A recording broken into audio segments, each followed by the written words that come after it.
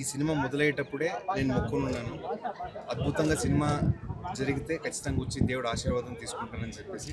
అదేవిధంగా అద్భుతంగా జరిగిన సినిమా చాలా ప్రేమించారు ప్రేక్షక దేవుళ్ళు. ఆహ్, అదే కారణంగా ఈరోజు వచ్చేసి దేవుడు ఆశీర్వాదం తీసుకుంటూ ఉంటే చాలా సంతోషంగా ఉంది. కుటుంబ సమేతంగా ఈరోజు వచ్చి ఆశీర్వాదం జరిగింది. దేవుడు ఖచ్చితంగా చల్లగా చూస్తాడని చెప్పేసి నమ్ముతున్నాను.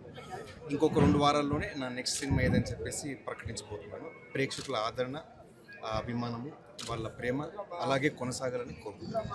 మా కర్ణాటక నుంచి నా దైవమైనటువంటి పునీత్ రాజ్ కుమార్ సార్. ఇక్కడ నేను చిన్నప్పటి నుంచి చాలా అభిమానంగా చూస్తున్నటువంటి హీరో జూనియర్ ఎన్టీఆర్ సార్ అవ్వచ్చు. వీళ్ళిద్దరూ నాకు చాలా స్ఫూర్తినిచ్చినందుకే చిన్నప్పుడు నేను ఒక నిర్ణయం తీసుకున్నాను సార్. ఒక నటుడుగా నేను కూడా జీవితంలో ముందుకు రావాలని చెప్పేసి. అదే కాబట్టి రెగ్యులర్గా శ్రీకాళహస్తి సిస్టర్ అంతా ఉంటారు, వస్తూనే ఉంటారు.